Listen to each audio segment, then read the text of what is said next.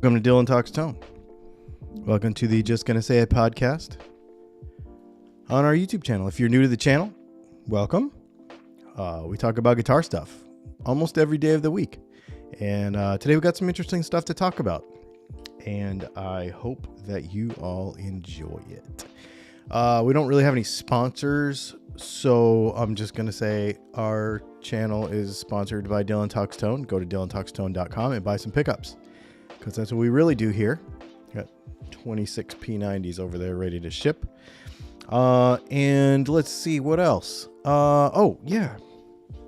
Definitely check out a couple of the links in the description: Sweetwater, StewMac, and then also the old Runway audio cables. They just came out with their silent cable. You can use Dylan Talks Tone in their discount code deal, and you'll get 10% off. So there you go.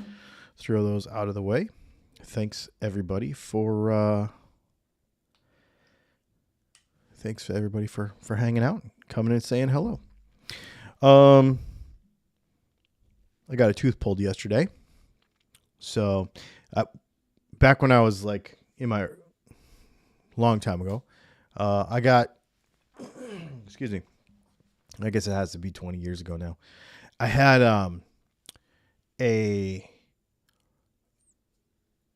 I only had 3 wisdom teeth, but only one was giving me trouble at the time, so they only pulled one out.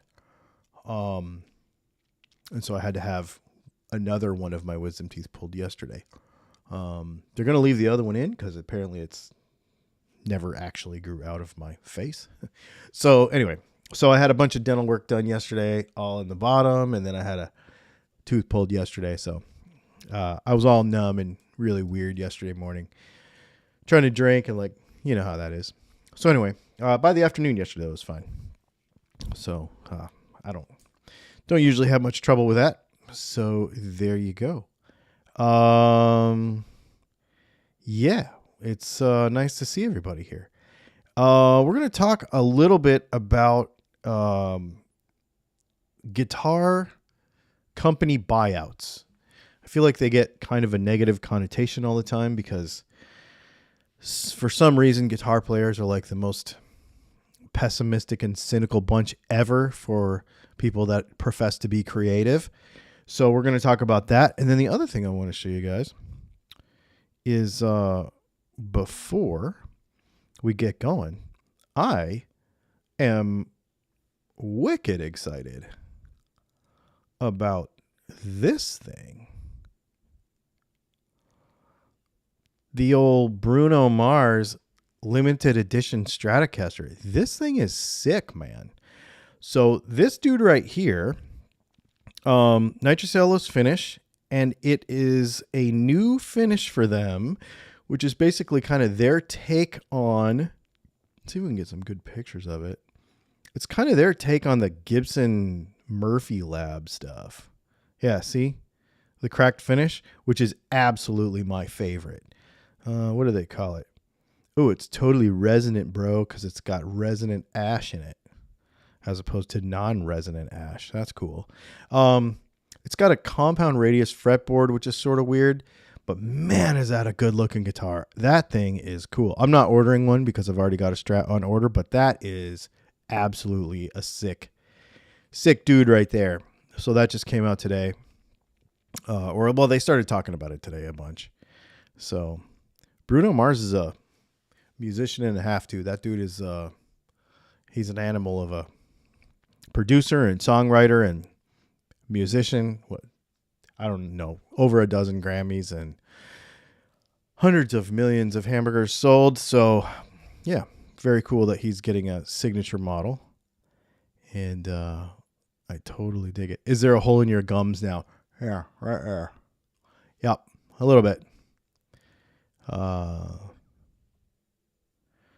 A little bit. All right. Let's see. I'm just going to check. If you have questions about guitar stuff, put a bunch of question marks in front of it. If you use a super chat, I'll drop what I'm doing and we'll chat about that as well. Let's see. People are going to make a big deal. I don't know what we're supposed to do. I was thinking about this the other day. We'll get into this buyout deal. But I was thinking about this the other day. I was listening to I don't know, maybe it was just Apple Music in the car, some pop radio, whatever, and I'm like, man, the guitar part in this song is really good. And I'm like, what even is considered guitar music? If it has guitar in it, I like it. Even if it doesn't have guitar in it, I like it. I just like music. I'm like, I am not a snob about music. I just think music is cool. I just love it. I love music. And these people that say, well, Bruno Mars doesn't deserve blah, blah, blah. Machine Gun Kelly doesn't deserve blah, blah, blah. Whoever doesn't deserve whatever. I'm like, you're a moron, because I don't know what cubicle you're judging other people from, but I'm guessing you're not making them living the way they're making a living.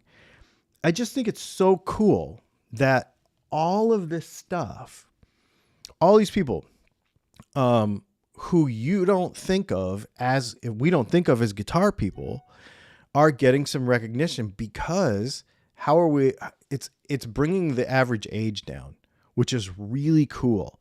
I think that's really neat to be able to expand into other musical audiences that were not previously there or previously appreciated. I think it's really cool. There's a bunch of boomers and a bunch of people with white New Balances and Corvettes that would say, and if you follow me on Facebook, you know why I'm saying that. That would say, that the only guitar music is friggin' Jimmy Page and all those people. And it's just not true. Like, this stuff is so good. And so somebody like Bruno Mars, yeah, a lot of people with white New Balances are going to give a lot of criticism, but from what cubicle are you criticizing? I mean, that's all I'm saying. Like, these people are doing something right. They're making records, and they're singing, and they're playing a guitar, and people like it. That's all that matters. And the reason signature models happen is because people like it. There's no like master list of greatest guitar players, except in Rolling Stone, which is bogus. We all know that. Watch Rick Beato. There's, if you didn't make this list, you don't get, your skill level is below the line. Your skill level has to be above this line to get you have to be this legendary. You have to be blah, blah, blah. No, you have to be this popular. You have to have this many TikTok followers. You have to have this many Instagram followers, and you have to have this many YouTube followers so that we can sell guitars if we give you one. That's how that works. And so I really appreciate the fact that it's really starting to lower the age bar. I'm a snob about music. It has to be good. Well, it depends at what cloud you're yelling when you say that, because no generation appreciates the music of the succeeding generation as much as they should. It's just, it's human nature, right? And there's psychology surrounding that you're going to just like the music that you liked when you were 17 or something. There's a whole bunch of psychology surrounding that. But the bottom line is there's a lot of good music out there today. The way that we get it, who it is, the age of the person that it is. And young people like different things than old people. And if you are old people and don't want to admit it, that's probably where you should start. But that's none of my business as I sip my drink. Just like Kermit the Frog.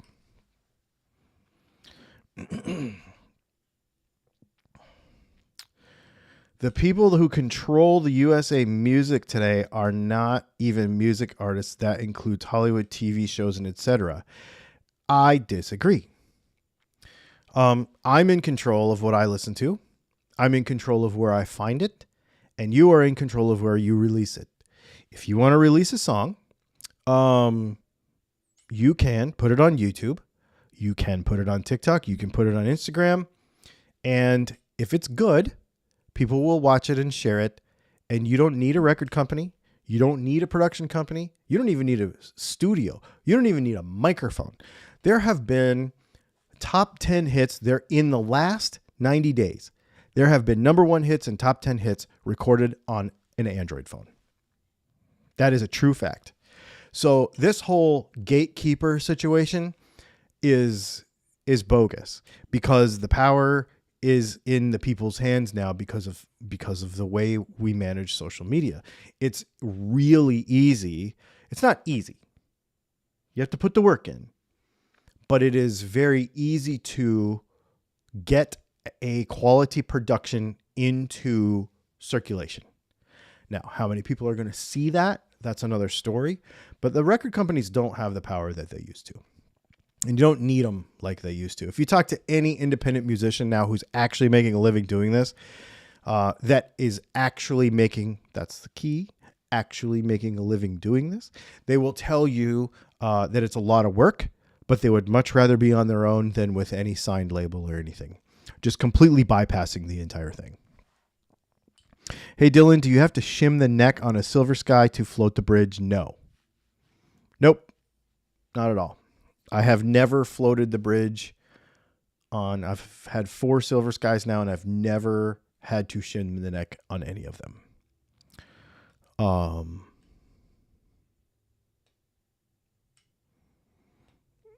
Yeah.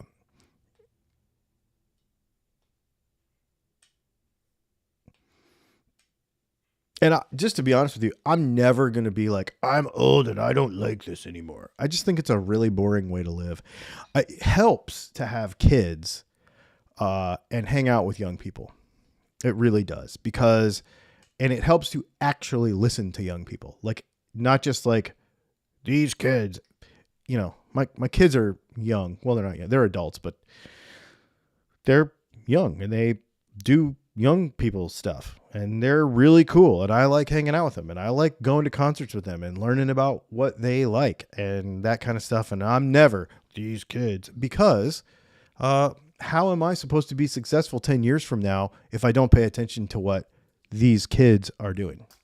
And I think somebody like Fender giving Bruno Mars and some of the other artists that they've given signature models to knows that that's what needs to happen. I think it's a really, really cool thing. I think it's a really cool thing. Okay. Let's see. A proper floated bridge parallel with the body or at an angle. It depends on the bridge. So a 6-screw bridge will never really be parallel because of its design. A 2-post bridge can be parallel.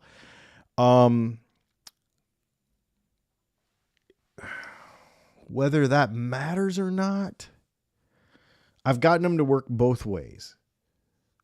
Totally successful. There's going to be some guitar tech out there who has, I've been doing it for this many years and you're wrong. I'm sure there will be somebody that says that. But I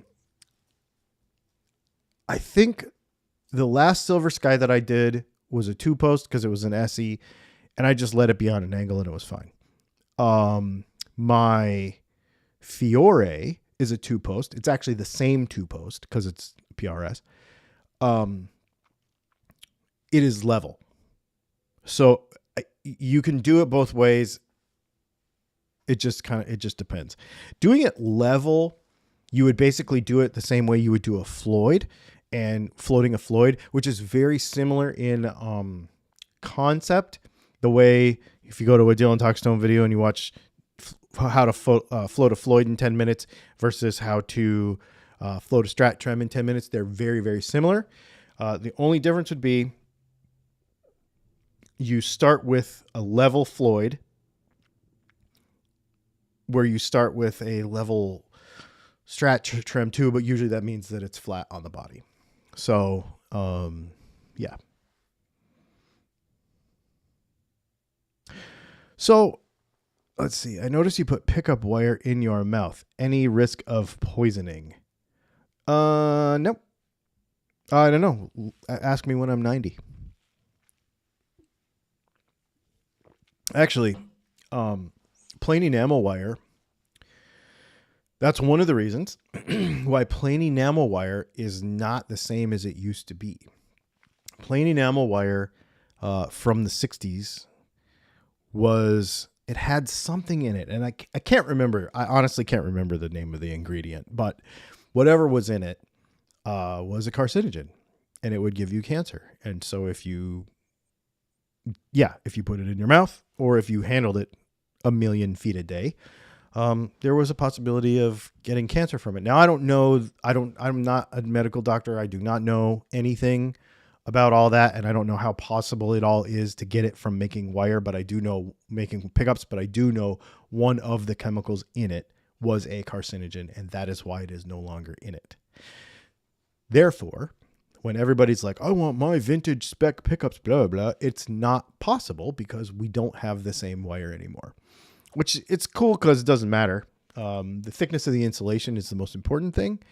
The dielectric of the insulation, as long as it's similar in spec, but the thickness of the insulation is the most important thing. So single build wire, which is what we use. It's not going to give me cancer, I don't think. Carcinogens equal tone. That's why I burn my potatoes in my breakfast. I just get them differently. What cap should I use for my smoothie and Super 8? 22 or 33, but I would go 22. I'm saving up for the new PRS SE Swamp Ash guitar. Your take on those pickups, the 3 pickup setup. My take does not matter. I would say you play that guitar and you see if you like them. This is one of those things where here's how I answer pickup questions. Okay.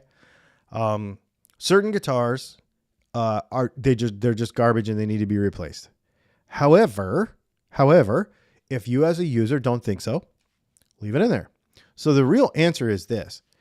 If you have a guitar and you don't like what it's doing, or it's not doing something that you want it to do, then ask me what I think I should do. And I will troubleshoot that with you. Sometimes that will be changing pots. Sometimes that will be adjusting pickup height. Sometimes that will be playing with something else in your signal chain and not spending any money whatsoever. But if it comes to changing pickups, then I'll recommend something that will get you where you want to go.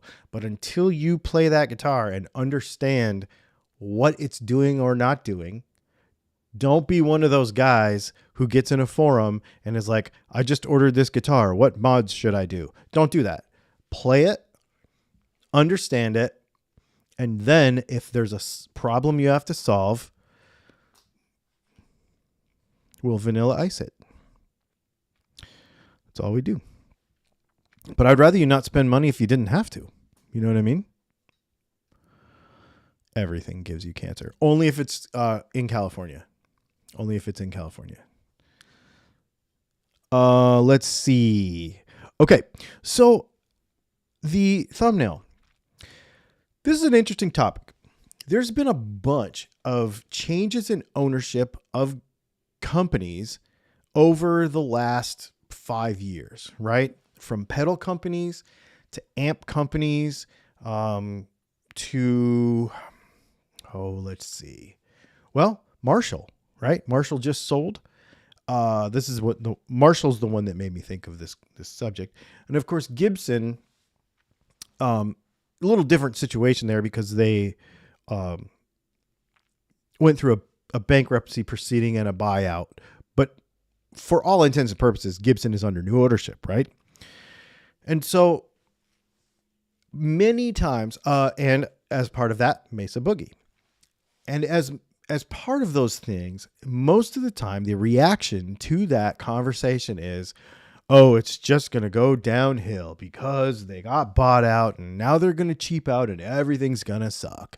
Because it seems like that's the way guitar players' brains go. I don't know why. I don't do that. I don't know why that happens. Just, I don't get it. of course, Gibson, people are constantly skeptical of Gibson. And they were very skeptical of Gibson when they bought Mesa Boogie, that, it's going to turn into garbage. And it has not. Mesa Boogie has pretty much largely remained untouched. They are their brand. They are doing the thing. They are making the amps. You can buy a Mesa Boogie and it's pretty much the same as it was before. There's a couple of new models, and it makes sense. And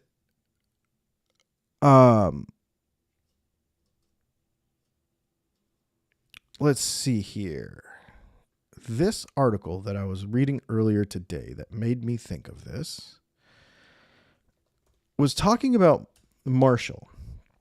And the thing about Marshall is they just got bought out. And so everybody was worried or is worried or was worried when it first started coming up in the conversation. What's going to happen to Marshall? And in fact, it says in the article, is Marshall about to do a Gibson? Here's the thing. The CEO of Zound, which is the company that now owns Marshall, says that in $100 billion industry, which actually is not that big, by the way, guitar industry is not that big. In $100 billion industry, Marshall has about a 1% market share. So if they were to go from $1 billion to a $3 billion company, that would be triple the valuation. And they would still only be a 3% market share. And so in order to do that, they needed money. They needed backing. They needed product development. They needed all those things because they know, this is very interesting, they know that in order to maintain the legacy of Marshall, but also be on the cutting edge of whatever's happening, you almost have to have two completely different paths of development. So you need the money to do that. The problem is that most guitar companies, most gear companies are honestly barely maintaining. And you might say, yeah, I mean, Gibson is a bunch of money grabbing whores and so is Fender and blah, blah, blah. But honestly, they're not. The scale of a company means as the company scales up, it means that they need to have way more headroom than they used to have when they were small. A person like me, I'll just tell you, a person like me, I could run with a lot less headroom when I was making 20 pickups a month. Well, now we're making 250 pickups a month, and all of a sudden I need to make more money to even maintain because I've got to buy this many pounds of wire now. I've got to buy this many. I have to buy larger quantities of stuff at a time. I need to have enough help around here so that I have time to develop a new product while making the old product and spending the time marketing the product with YouTube videos and stuff. So we need the hours in the day, which means we need help, which that's why my kids work for me doing pressing bobbins together and that kind of stuff. We need the headroom financially to be able to order, I think I'm going to order another 50 pounds of wire next week, and we're going to probably order another 10,000 magnets. But you have to do that all at once. That's thousands of dollars. So when you're making 10 or 15 pickups a month at a time, you don't have to worry about that. So as the company grows, you need to have more headroom and you need to have more development dollars, all these things. And so now scale that up, make that 20 times bigger, 50 times bigger, 100 times bigger. And now we're talking about big numbers. And in a technology where, for example,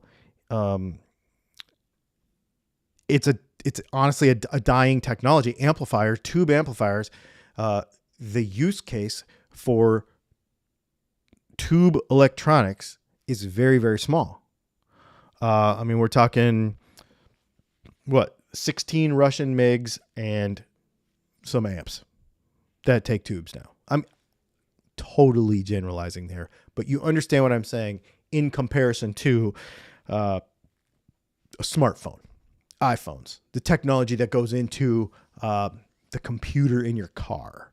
You know, your car's got 23 computers in it, and your tube amp has 5 tubes or however many. You know, it depends, maybe 7.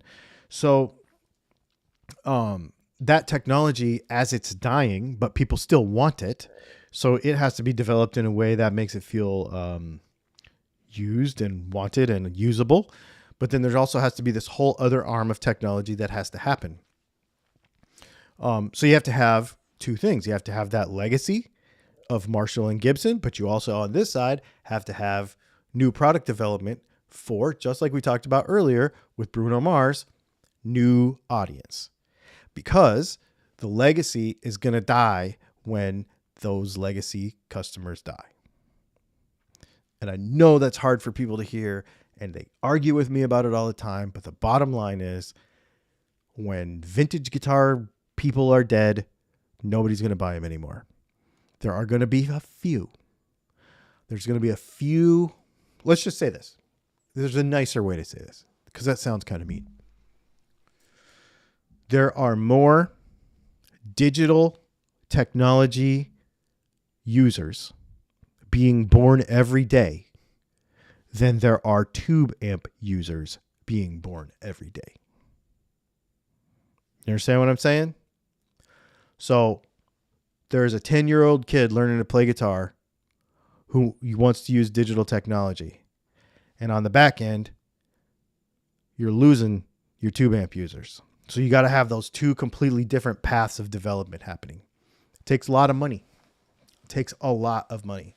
A lot of money and time, which is money. Well, time costs money.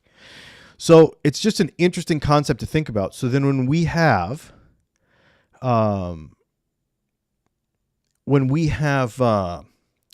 somebody like Gibson be bought out so that they could save themselves, and now they're doing a fantastic job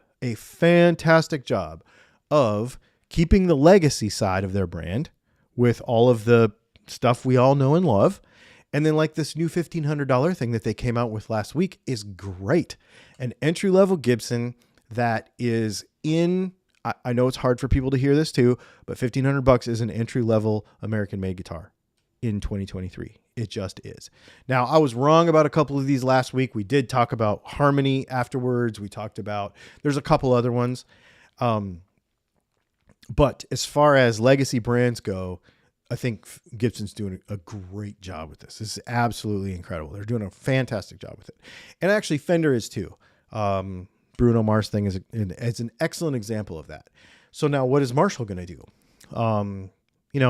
Their code 10 isn't going to save them, right? Like maybe it will because it's an entry level thing that a bajillion people will buy. But they need the money to be able to develop that stuff.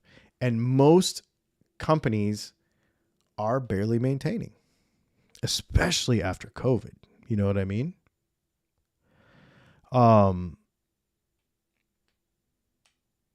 Let's see. I thought I saw a question in here. Bruno can shred. He sure can. Before the rise of guys with boutique tube manufacturing businesses in their garages. That's not going to happen.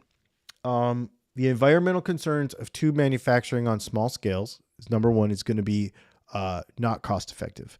There's a company in Georgia. It's just a couple hours from me. It's the one that everybody talked about when the whole tube shortage thing happened and everybody got freaked out. But those tubes are like $700. We're not talking about light bulbs here. You're not going to be able to buy a set of tubes for your amp like you could buy light bulbs for your house. It used to be like that when I was a kid. They were like $3-4 a piece. It's no big deal. It's never, ever going to be like that again because of the environmental impact of how those things are made, because of the supply of the materials that need to be used in them, and actually the toxicity of the materials that are used in them.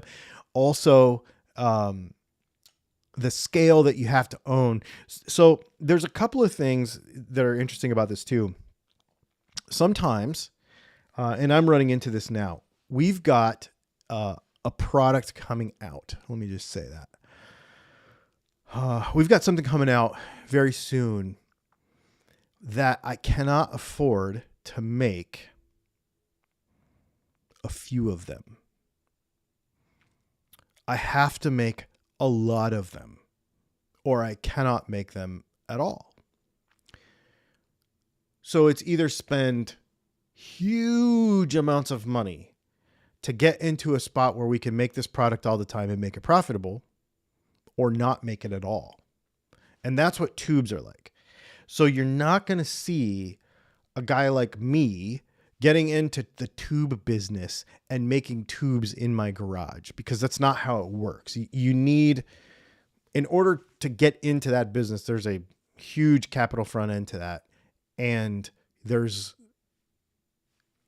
to be fair and to be honest with you, nobody cares. Nobody cares about tubes except guitar players and Russian MIG mechanics.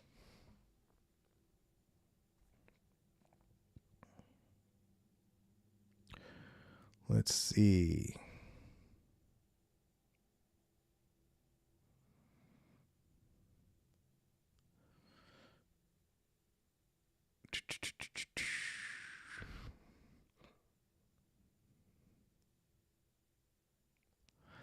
Of the younger guitar players I know, none want tubes. No, I agree. I don't want them either. I mean, I have them and I love them. And when I have the opportunity to use them, I love them. Tube amps, vintage guitars, all that stuff is so cool, right? Like, we all want it. I mean, yes, I want a 64 Stratocaster. I do. I really do. I really would like to have one of each of all the black panel fenders, and I would really like to have a plexi, and I would really like to have a Dumble. You know, while we're dreaming, it would be fantastic. It would be totally fantastic. The problem is that I would never be able to use them. Because as you know, if you are being real with yourself, that you can't actually use that stuff the way you used to be able to use it. Just because of, you know, how loud you can play now and all that kind of stuff. So I liken that stuff to the same way you would liken a vintage or an antique car. It's so cool. It really is cool. I want a short wheelbase 67 911. I really do. But you know what? The transmission actually kind of sucks. And they don't drive that good in comparison to a new car. They don't. That's why there are new cars. If the old stuff was as good as the new stuff, we wouldn't have to make the new stuff. Okay? So the stuff's not as good, but it's so cool. And I want one. But here's what would happen. I would drive it once a month when it was sunny, and when I knew it wasn't going to rain, and when I knew I wasn't going to park it in front of everywhere, and I was really going to take care of it, and I really, really, really, really, really want one. The rest of the time, I'm going to drive my Audi, because I know that that is something that is better and faster and comfortable and amazing and awesome, and I love it, and I like that car, and it's just normal, and it'll do what I need it to do, right? It's the same exact thing with musical instruments. Everybody, we're going to get to the point, and I think we already are to the point, where all that vintage stuff is amazing. We're all going to have one at home, hopefully. That's what we strive for, because we love this stuff. But we're going to use a Tone X live. We're going to use a Kemper live. We're going to use a Catalyst live, because it's just easier. Because you can go direct out, because you can not need a monitor, because you can do all kind of cool stuff. And the technology has made it to where it's awesome. And all the people that say, I'll say this too, the majority of people that say tube amps they sound way better and digital amps aren't as good and blah, blah, blah. Uh-oh. What the heck? This stupid thing did this to me again. I don't know what happens with this. Hang on. Sorry about this. There we go.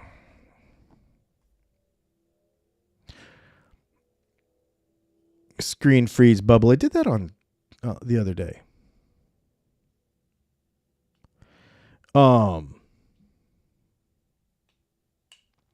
Yeah, I mean, there's going to be a million people that are going to, you're going to get in the comments and obviously, well, tube amps aren't as good, blah, blah, blah. Calm down, sport. We all want tube amps. We do. We really do. We all want them. But the practicality of it is that we need this new technology these days. It's just kind of the way it is.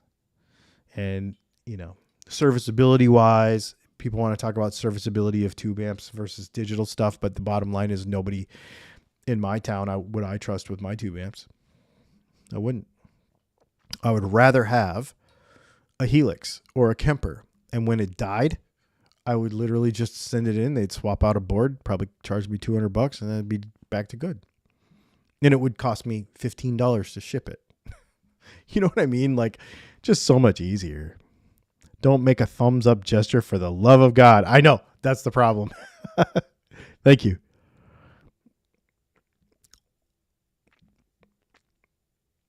Do you make active pickups? We do not. Yeah. And you know what I think about? People, stuff is better.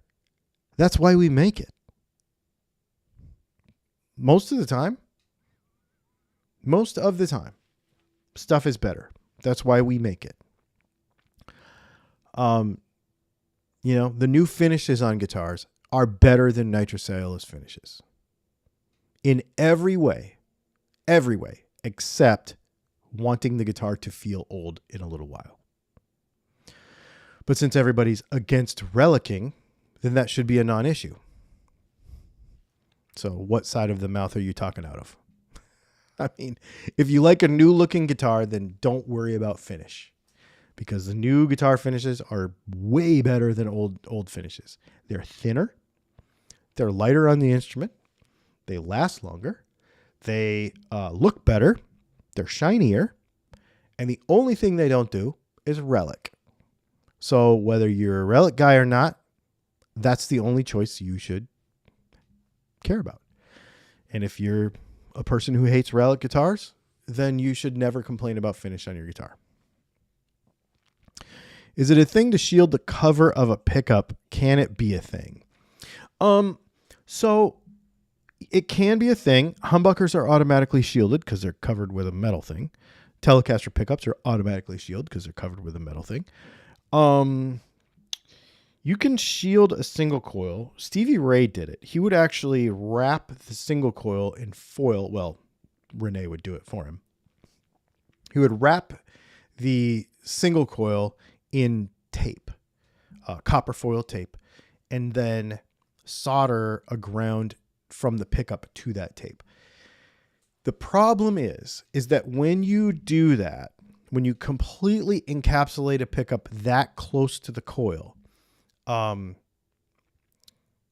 it can introduce eddy currents. And what eddy currents are, how do we explain this without getting too stupid nerdy, is they're basically like, for lack of a better term, and to keep it simple, they're like a perpendicular opposing magnetic field that screws with the inductance of the pickup. They're swirling around in there.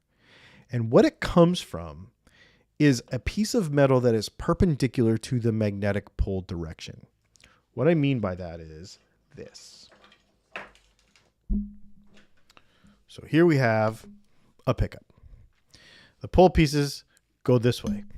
So if we put a plate on the bottom and it's right against the magnets, we can introduce interference in the magnetic field into the coil.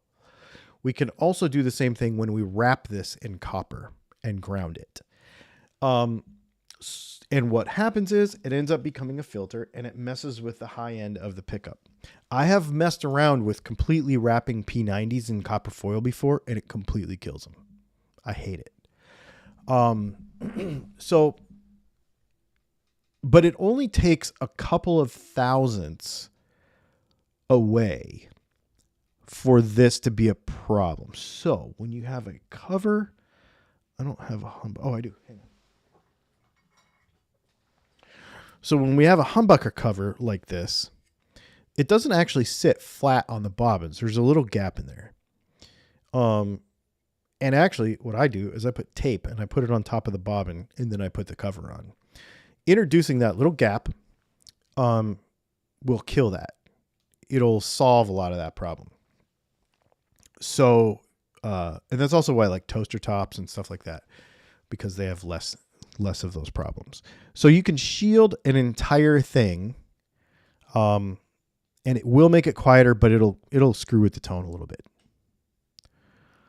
Let's see.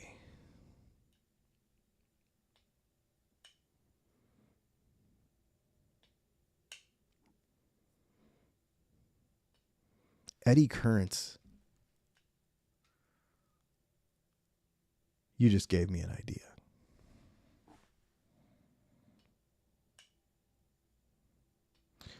Let's see. Any other questions in here? It's never too nerdy.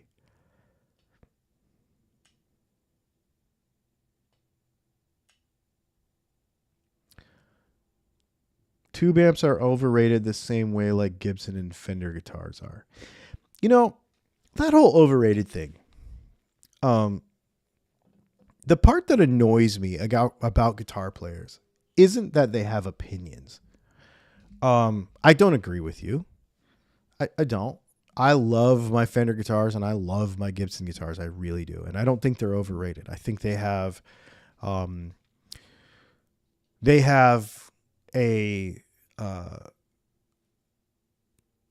they're legendary. They are what American guitar music was built on. And so it's really cool to have one. They are also very good. They're great instruments. And so sometimes it's important to people to have those things. And I love them. I love tube amps too. I don't think tube amps are overrated, which is okay. You can feel that. The thing is that I appreciate them. I appreciate the things about them that make me like them. That sounds stupid to say. But I like them. Where guitar players go wrong with this stuff is thinking that their opinion matters to anybody else but themselves. When they start to get into the evangelical part of like, they're stupid and anybody who thinks that is stupid. All those guitars are overrated and anybody who thinks they're blah, blah, blah, they're wasting money and blah. That's dumb. Why are you injecting that kind of negativity into the culture? If you come and tell me I have a Squier, I think Gibsons are overrated and so I have an Epiphone. Oh yeah, which one? This one. Oh, that's cool, man. Let's play. I don't care. I think everybody should just have a guitar. So I think it's a disservice to the community to spend so much time on that. I think we should definitely just be like, everything is cool.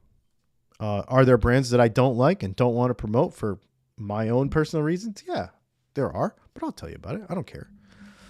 But the fact that you would attack another guitar player's, will to live is kind of stupid.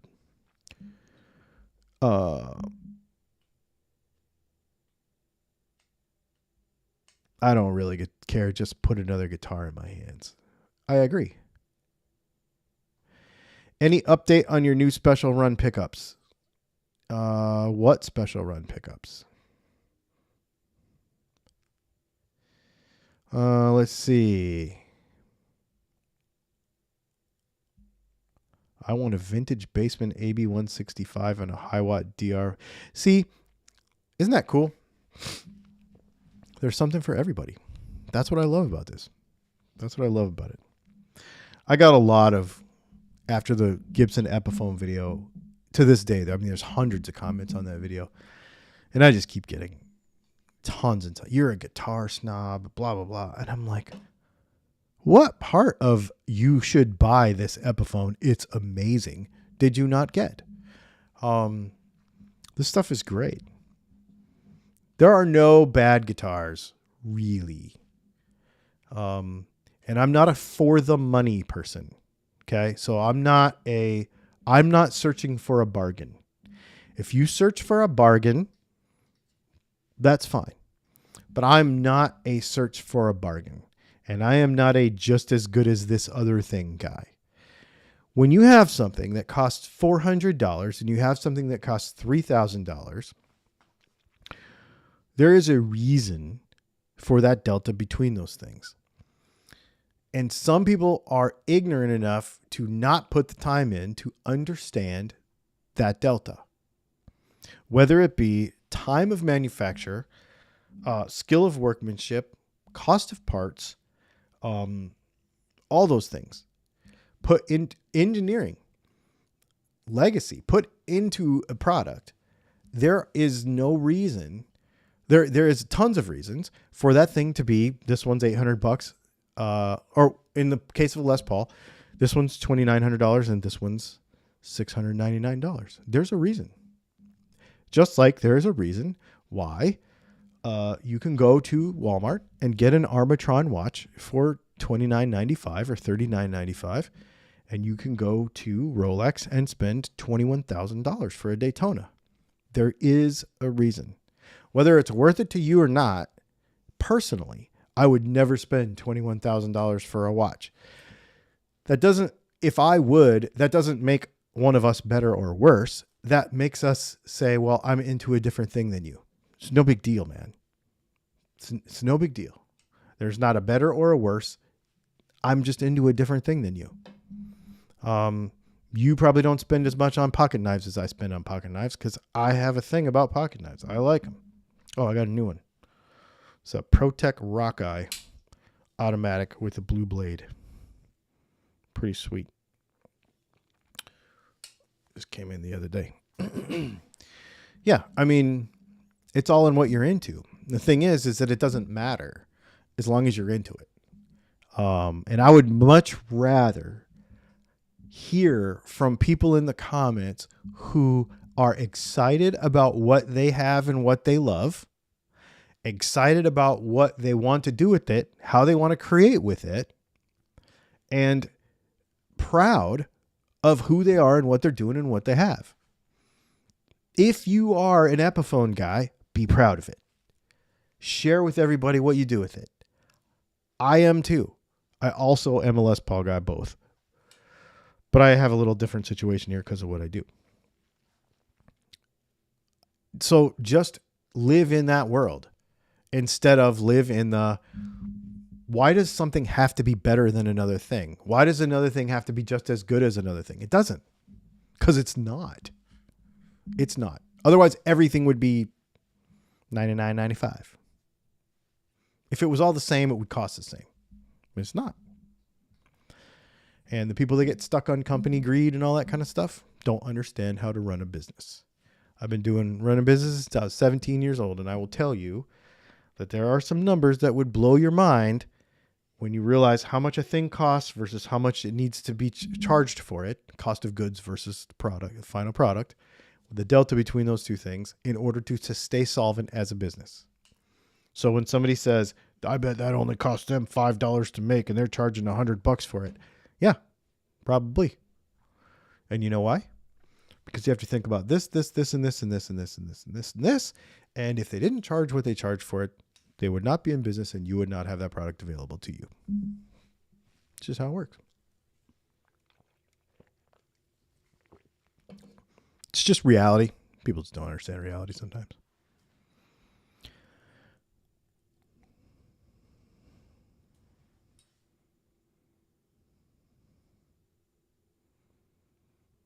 Michael Stark, good point. And I'm going to put this in a synopsis. It's okay to like more than one thing. I have two PRSs behind me right now. One is an SE. The other is a signature CE. The CE is magnitudes better quality than the SE, but I still love the SE. Yeah, it's okay. You can like two things. You can like Kempers and Marshalls. You can like Squires and Fenders. You can like Epiphones and Gibsons. It's okay. You can like all of it. Let me just say this. I would much rather, when I die, have somebody think of me for the stuff I liked than the stuff I didn't like. The stuff I don't like, it's a pretty short list, actually. Yeah, pretty short list. Stuff I don't like.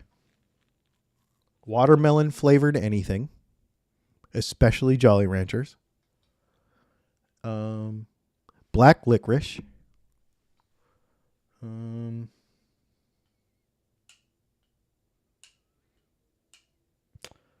I can't think of anything else. Harley Benton's.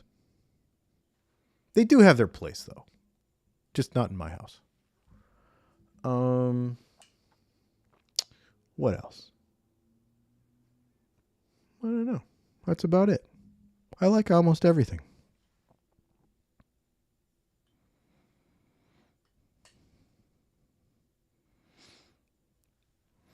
You should do this. For the next 48 hours, only post stuff that you like. And only comment on stuff that you like. See what happens. Should try it.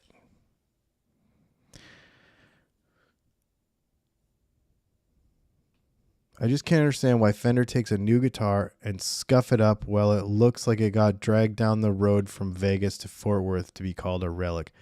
That's just because you sanded on it. Again, this is a misunderstanding of the work that goes into that. There's also a misunderstanding of why people like that. And this is what happens. I get it. If you don't like it, that's okay. It's totally fine. But why do you even have to comment on it if you don't like it? It's just a misunderstanding of the work that it's ridiculous. So, obviously I worked with John Cruz for a while and he is the best. He is the best at that. And he wouldn't even you couldn't even be around when he was doing the stuff because it's so top secret how he does it. This is not just dragging a guitar down the road. There's work. And, like I've said many times, I've got a Relic guitar on the way. And like I've said many times, the age that I am, and I don't tell people how old I am on the internet, but let's just say I've got a buddy who's got a 57 Stratocaster, okay? And it was almost brand new when he got it, like brand new condition. And he's had it for 40 years. And now it looks like a Relic because he played it live all the time. I don't want to wait 40 years to have a guitar that feels that good. I will pay somebody to make the guitar feel that good for me. That's what Relics are for.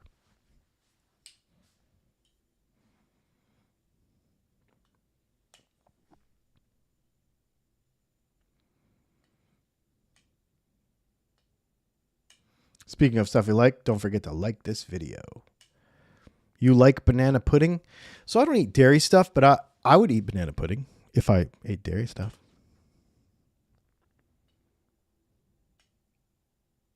You've got an Epiphone Greenie coming. No black licorice. Yeah, dude, black licorice, I'm out. Actually, most licorice. And I mean, even like not real licorice too.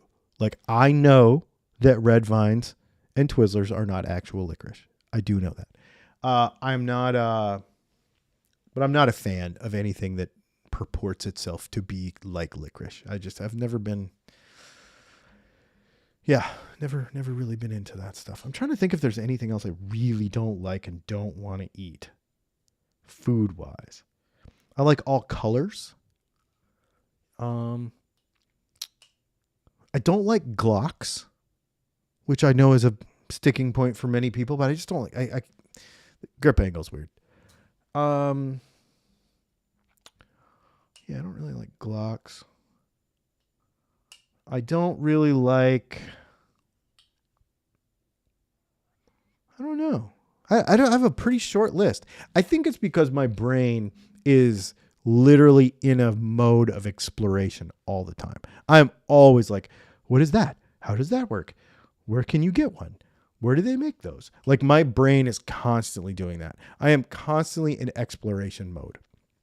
And I never feel the need to justify purchases or to like join crowds. I remember this is 25 years ago, I got hung around with a bunch of people that had Jeeps. And so I had to get a Jeep. And that was like the most peer pressure-y thing I think I ever did with that kind of stuff. And then I discovered Land Rovers and I sold my Jeep and I bought a Land Rover, and I had a Jeep Rubicon when we towed it behind a motorhome, but that was just because that vehicle is good for that. I didn't like it though. And I think that was the last time I ever really like peer pressure, did a thing and followed a crowd. If you see me buy something for the channel or for myself, whether it's a pocket knife, a gun, a guitar, an amp, or whatever, it's because I genuinely want to know about it. I want to learn everything there is to know, and I want to have all the things. This is not a materialistic pursuit. This is not a show-off pursuit. This is not a showing, oh, I have all this stuff pursuit. It's not that. It's genuinely, I bought a Walter PDP last week, a couple weeks ago, because I wanted one. I just wanted to see if it was as good as everybody says it is. It's good. It's real good. I just wanted to know. And I'll buy guitars the same way. Like, is this guitar good? The PRS Silver Sky, the first time I bought one, I didn't even like it. And then I just bought it because I wanted to see how good it was. I wanted to understand it for myself. I didn't want somebody else to tell me, oh, this thing sucks. There's a bajillion people on the internet that say it sucks. Does it really?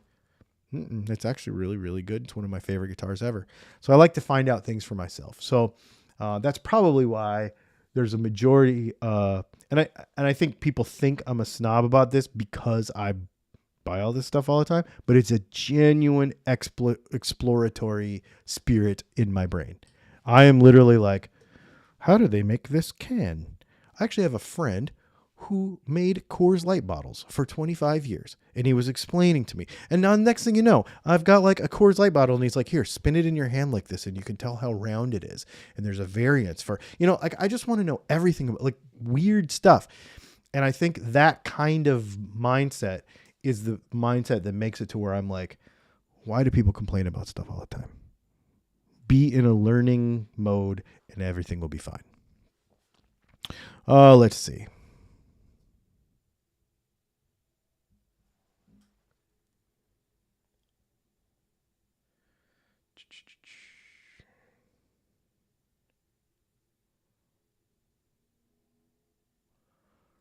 All right, y'all.